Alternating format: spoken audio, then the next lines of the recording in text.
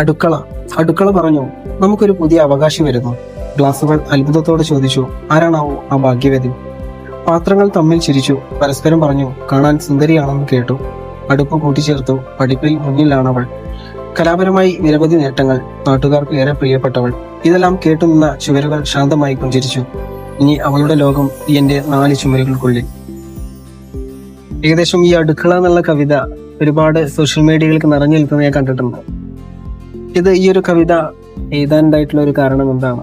കല്യാണം നോക്കുന്ന സമയത്ത് പെൺകുട്ടികളോട് പറയും പഠിപ്പിക്കും, അല്ലെ ജോലിക്ക് വിടും എന്നൊക്കെ പറയും. അല്ലെങ്കിൽ ഒരുപാട് കഴിവുകളുള്ള പെൺകുട്ടികളുണ്ടാവും. ചിലർ ഡാൻസർ ആയിരിക്കും, പാട്ട് പാടുന്ന കുട്ടികളായിരിക്കും, ഒരുപാട് കഴിവുകളുള്ള പെൺകുട്ടികളായിരിക്കും. പക്ഷെ കല്യാണം കഴിഞ്ഞ് അവിടെ എത്തിക്കഴിഞ്ഞാല് സ്വാഭാവികമായിട്ട് പിന്നെ കുട്ടികളായി ജീവിതം മാറും. എന്നാൽ പോലും അവരുടെ സ്വപ്നങ്ങള് ആ ഒരു 4 ചുവരുകൾക്കുള്ളിലായി പോവാണ്. അടുക്കള എന്ന് പറഞ്ഞിട്ട് അതെ, അങ്ങനെ ആയി പോവാണ്.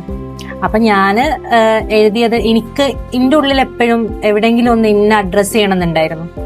അതൊരു പുസ്തകത്തിലൂടെ ആണെന്ന് ഞാൻ ചിന്തിച്ചിട്ടില്ല. പക്ഷെ അവിടെ എത്തിയ സമയത്ത് ഉണ്ടായതാണ് ഈ അടുക്കള.